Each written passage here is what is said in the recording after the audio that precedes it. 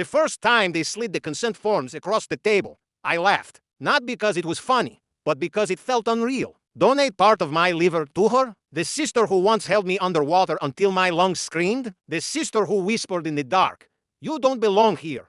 But no one was laughing. My parents stood stiff beside me. Family sacrifices for family. My mother pressed, her fingers clawing into my arm. "You've taken enough from us. Time to give something back." My father muttered that what they didn't know was I already had my answer. A blood test had revealed a secret they'd buried for years. I wasn't their child. Not by blood. Not by name. Only by a lie. The truth slipped out in fragments. A doctor pausing too long before finishing his sentence. A missing file from the hospital system. An envelope I found torn in the trash. Pieced together by shaking hands at 2 a.m. And then 7 words that cracked everything open. "You share no biological ties with them." The next morning, my mother performed for her audience in the hospital lobby. She tore my results into pieces, scattering them like ashes across the floor. "She'll die because of you," she wailed. The walls carried her voice like a hymn. Strangers stared, but said nothing that my father didn't shout. He leaned close, eyes like glass, and whispered, "You were never supposed to exist."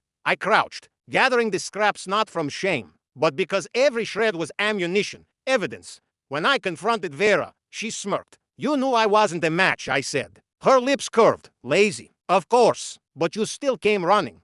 It wasn't gratitude in her expression. It was possession. The same look she wore when she tore my acceptance letter. When she spread rumors at school before I even knew I was adopted. She never needed my liver. She needed me broken. So I built my case like a detective. Registry results proving incompatibility. Forged signatures on hospital paperwork. The intercepted email my mother hid months ago.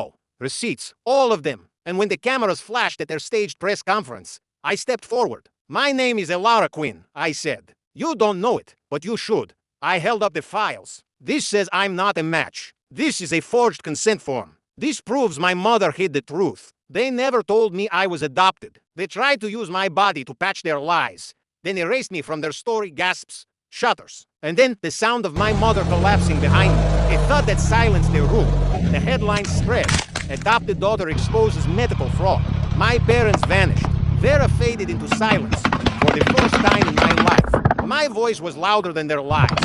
Weeks later, a letter arrived from a stranger. "I'm adopted too. You gave me something I didn't know I was allowed to have. Choice.